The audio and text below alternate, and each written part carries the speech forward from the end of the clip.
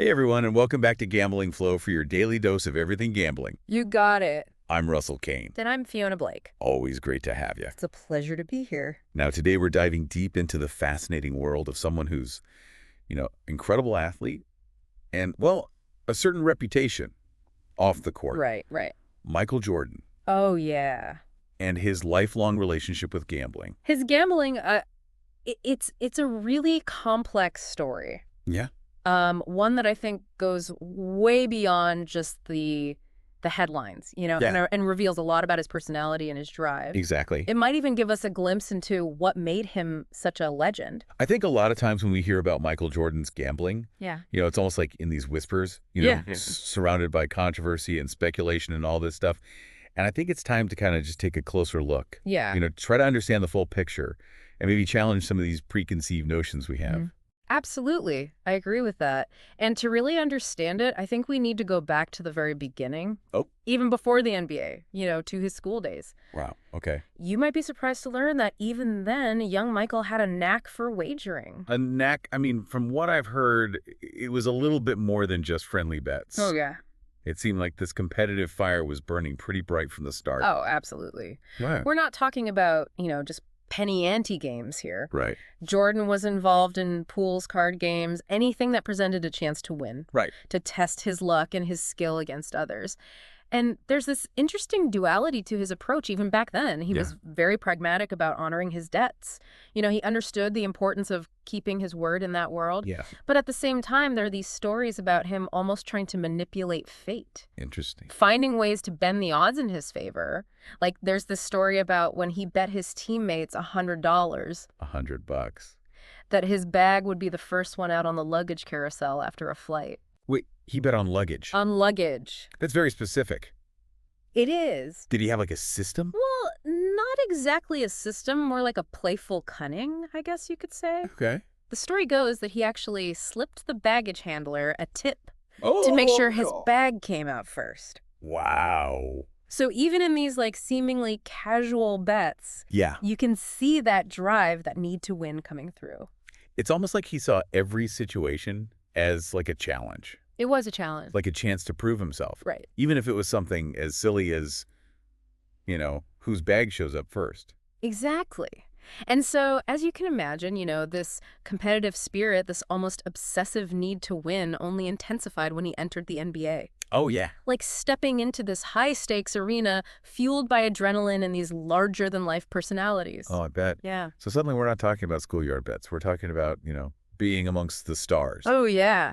Guys with huge egos and wallets to match. Big time. So what kind of scene are we talking here? Smoke-filled rooms, piles of cash? Well, not necessarily smoke-filled. Okay. But definitely high stakes. We're talking about card games. We're talking about golf matches. Right. All fueled by that same competitive fire that we saw in his younger years. Yeah. The amounts being wagered were significant. I bet. Reflecting both the wealth and the egos involved. Right. But it wasn't just about the money for Jordan. It Right. was about proving who was the best. Okay. Who could handle the pressure, who could outsmart and outmaneuver their opponents. So even amongst the best basketball players in the world, Yes. he still felt this need to assert his dominance off the court as well. Absolutely. And this desire to compete wasn't limited to, just his fellow athletes. Remember that iconic picture of him at the Monte Carlo casino So, yeah. during the 1992 Olympics? Fresh off the dream team, gold medal. Exactly. Yeah. He's there surrounded by just the glitz and glamour of, one of the most famous casinos in the world. It was a powerful image, one that both captivated and kind of concerned the public a little bit. Yeah. Because here he is, this global superstar at the absolute peak of his powers, embracing that high roller lifestyle. Yeah, it's like a scene out of a movie almost. It was. And it raised questions about, was this gambling just a harmless pastime, or was it something more, right, something that could threaten his career or his legacy? Yeah. And of course, the media couldn't resist. Oh, I bet they had a field day with that Michael Jordan gambling in Monte Carlo. Oh, yeah. That's like a headline writer's dream. Front page news. But was there any truth to their concerns? Well, that's where things get a little complicated. The media, as always, they tend to focus on the sensational aspects. Right. Portraying his gambling as reckless and potentially problematic. Right. But the reality, like we'll see, is a lot more nuanced Okay. than those headlines suggest. So the image of Jordan as this compulsive gambler, throwing away his fortune in casinos is maybe a bit exaggerated. To say the least, I think we need to separate that media narrative from the facts. Yeah. And to do that, I think we need to look at some specific incidents. Okay. Starting with a book written by a man named Richard Aquinas. Oh, yeah, I remember this guy. He'll claim He claimed that Jordan owed him over $1 million. over $1 million From golf bets. from golf bets. Yeah. $1 million, that's a pretty hefty sum, even for a superstar athlete. Yeah, it is. But, I mean, Jordan disputed that amount, right? He did. He said it wasn't nearly that high. Exactly. And this kind of kicked off a whole back and forth, Oh. a he said, she said situation. Yeah. Where some people felt that Aquinas was just trying to capitalize on Jordan's fame, Right. while others believed that Jordan was downplaying the extent of his losses. Right. The truth, as always, probably lies somewhere in between. This whole episode, though, this very public dispute over gambling debts, Right. really shines a light on, the complexities of his relationship with wagering. Yeah. It wasn't always about the thrill of the game, Yeah. Sometimes it brought unwanted scrutiny and controversy. Absolutely. And it wasn't the only time that his gambling made headlines. That's right. Remember the infamous Atlantic City incident? Oh, yeah, the one where he was seen gambling late at night Late at night. before, like, a crucial playoff game Yeah. that caused a stir. Oh, yeah. People were questioning his commitment, his focus, his priorities. Of course. I mean, here he is on the eve of this huge game, and he's out gambling. Yeah, it fueled the narrative that his gambling was a distraction, Right. a potential weakness Right. that could derail his career. But you got to admit, though, I mean, his on-court performance was pretty damn good. It was. 6 NBA championships, 2 Olympic gold medals. It's hard to argue with those results. It is hard to argue with the results, but the controversies didn't just disappear. In Yeah. fact, they intensified in 1993. Right. Following a very personal tragedy. The murder of his father. Exactly. Yeah, that was a truly devastating event. It was. And of course, the media always looking for a connection. They immediately started speculating about whether the murder was somehow linked to Jordan's gambling debts. Exactly. It's a sensitive subject, but it is important to acknowledge the context. Yeah. There was intense scrutiny, Right. unsubstantiated rumors, and a lot of pain for Jordan as he grieved his father while simultaneously dealing with this public frenzy.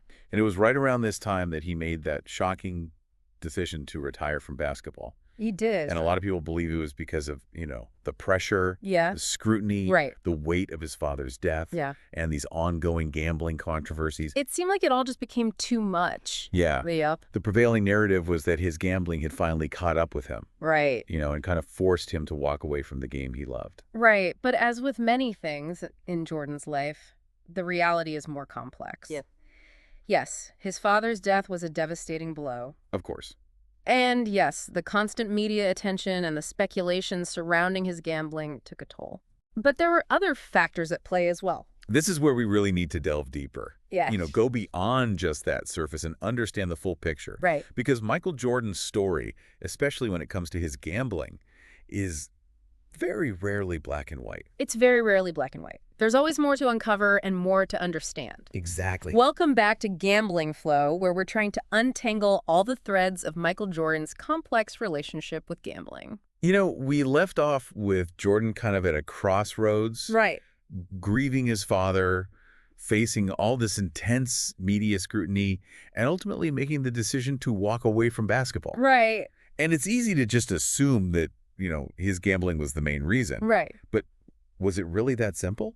I don't think so. The truth is rarely simple, Right. especially with someone as driven and as enigmatic as Michael Jordan. Yeah. His retirement wasn't just about escaping those controversies or the pressure. Okay. It was a culmination of factors. Yeah. A perfect storm that led him to make this decision. So let's try to unpack some of those factors then. Okay. We know his father's death was just absolutely devastating. Yes, A deeply personal loss that shook him to his core. of course. How did that impact his mindset at the time? Well, imagine being at the absolute pinnacle of your career, achieving everything you've ever dreamed of, only to have it overshadowed by such a profound tragedy. Right. The emotional toll must have been immense. Yeah.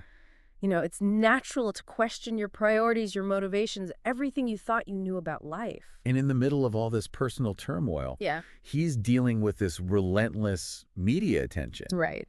A lot of it focused on his gambling habits. Exactly. Couldn't have been easy to handle. It really couldn't have. The media speculation, the accusations, the constant scrutiny, Yeah. it created a suffocating environment for him. He was grieving, trying to process this profound loss, and at the same time being bombarded with questions and judgments Yeah. and insinuations about his character. No wonder he felt the need to step away, Right. find some peace and quiet amidst all this chaos. Right.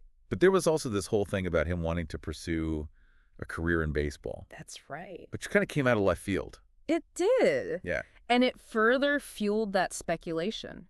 Some saw it as a desperate attempt to escape his gambling problems, Right. a way to reinvent himself and distance himself from those controversies. Right.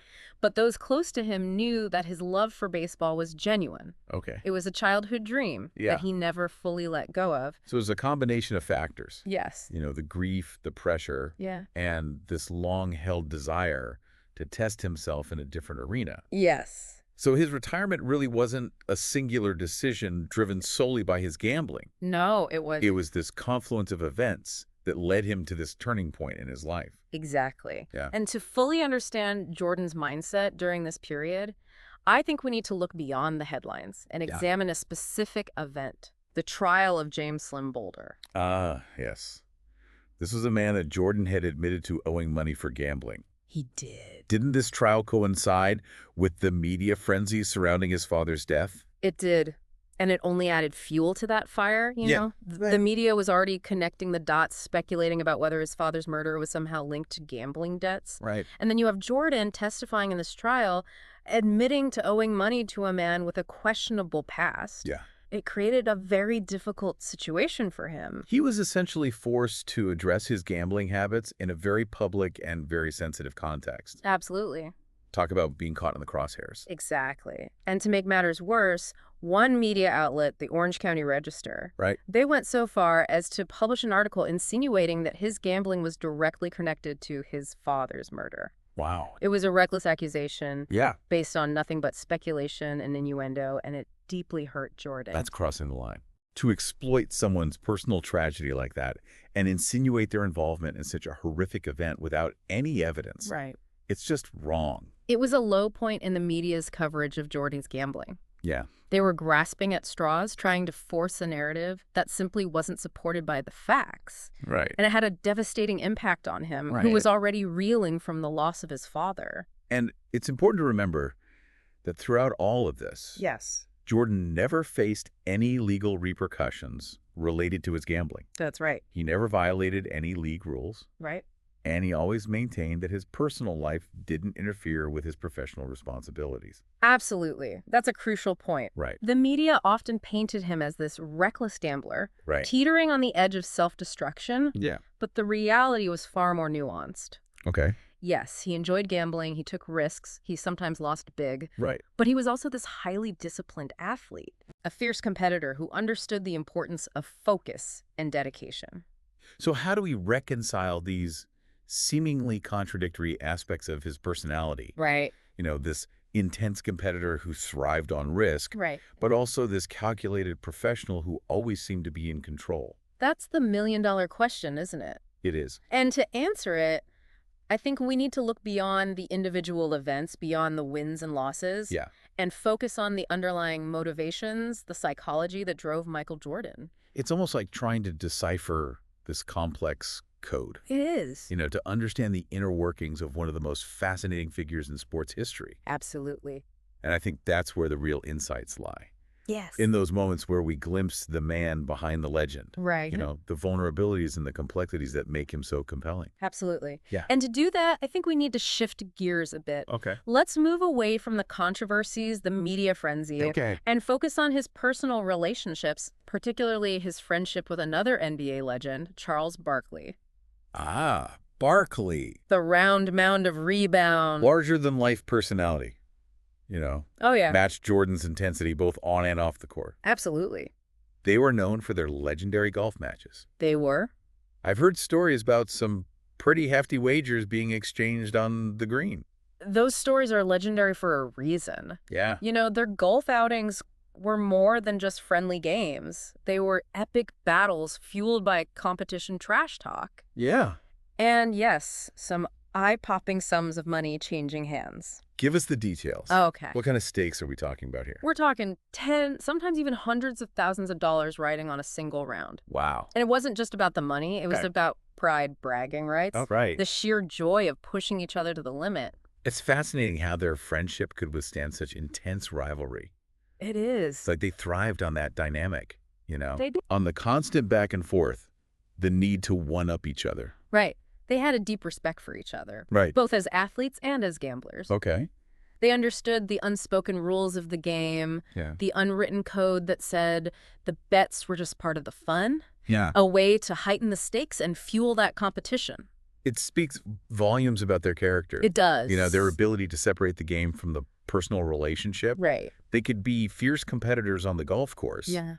but still remain close friends off of it. Exactly. And that dynamic, that ability to balance competition with camaraderie is key to understanding Jordan's gambling. Okay. It wasn't always about winning at all costs. Right. It was about the challenge, the thrill, the shared experience with someone who understood his drive, his need to push boundaries. This kind of sheds a whole new light on Jordan's gambling then. It does. It wasn't just about him versus the house or him trying to outsmart the odds. Right. It was about testing himself against others. Yeah. About finding that edge, that adrenaline rush, that sense of being alive in the moment. Precisely. And that's what we'll explore further in the next part of our deep dive. Okay. We'll delve into Jordan's other famous bets, his rivalries, and the lasting impact his gambling has had on his legacy. Sounds good. Welcome back to Gambling Flow, where we've been on this journey. We have. Exploring the highs and lows of Michael Jordan's gambling life, you know. Yeah. We've seen the controversies, the friendships forged through competition. Right. The glimpses into his complex personality. Yeah. But the big question remains. Yeah. How do we reconcile all of this with his legacy as a basketball icon? That is the question, isn't it? It's a question that's been debated for years with really no easy answers. Yeah. You know, did his love for gambling tarnish his image? Right. Or is it simply another facet of this incredibly driven and complex individual? Right. I think it's important to remember that, you know, Jordan's era was different. Okay. The public perception of athletes and gambling wasn't what it is today. That's a good point. I mean, we tend to view things through the lens of, you know, our current social climate. Exactly. Back then. Yeah. The idea of a superstar athlete enjoying a high-stakes card game or hitting the casino wasn't as taboo. Right. It was less of a moral judgment attached to it. It was more seen as a part of their lifestyle. Right. A reflection of their wealth and competitive nature. Right. But that doesn't mean there weren't consequences. Right. Especially when things kind of spilled over into the public eye. The Atlantic City incident, for example. Yes. Where he was seen gambling late at night before this crucial playoff game. Right. That definitely raised some eyebrows. It did. And fueled that narrative that he was reckless and irresponsible. It did. It certainly did. And those images, those headlines, they became part of the Jordan story. Right. Even if they didn't accurately reflect the full picture. Right. But it's also important to acknowledge that Jordan never shied away from his love of gambling. Yeah. He owned it even when it brought him negative attention. Yeah, and he always maintained that it was a personal matter. He did. Something that he enjoyed doing in his free time. Right. And that it never interfered with his commitment to the game. And to his credit, his on-court performance seemed to back that up.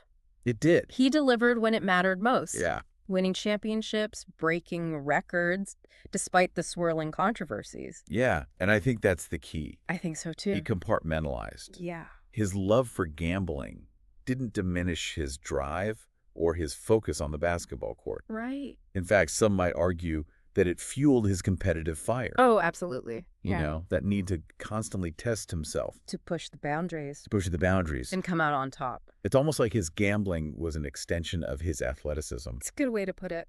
You know, a way to keep that competitive spirit burning, even when he wasn't on the court. Right. It was about pushing himself, finding that edge. Right. Experiencing the thrill of the unknown. Yeah, the risk, the reward. And let's be honest. Yeah. It makes him more human. It does. More relatable. Yeah. We tend to put athletes on these pedestals. We do. You know, view them as almost superhuman. Right.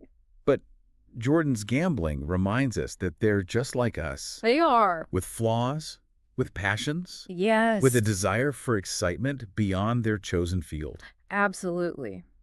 It adds another layer to his story, Yeah, a complexity that makes him even more fascinating. it does. We see the triumphs, we see the controversies, the moments of vulnerability, Right. and the unwavering determination. So what's the final verdict? Yeah. How should we view Michael Jordan's gambling legacy? I don't think there is a single verdict. Okay. It's not about condemning or condoning, it's about Mhm. understanding. Yeah. His love for gambling was a part of him. Right. Just like his love for basketball, his competitiveness, Right. his drive to be the best, Right. it shaped him, it challenged him, Yeah. and ultimately it became an integral part of his story. It's a story that continues to fascinate us even decades later. And it's a reminder that even the greatest icons, the legends we hold up as examples of perfection, Right. are ultimately human, They are. with all the complexities and contradictions that come with it. Well said. It's been an enlightening journey exploring this often overlooked aspect of his life. It certainly has, and we hope you've enjoyed it as well. We do. Thanks for joining us on this deep dive into the gambling life of Michael Jordan. Absolutely. This is Gambling Flow, your daily dose of gambling insights and captivating stories. I'm Russell Kane. And I'm Fiona Blake. Be sure to subscribe, like, comment, and share our podcast with fellow gambling enthusiasts. Until next time, Yes, may your bets be bold, your wins be sweet, and your losses be lessons learned. I like that. I like the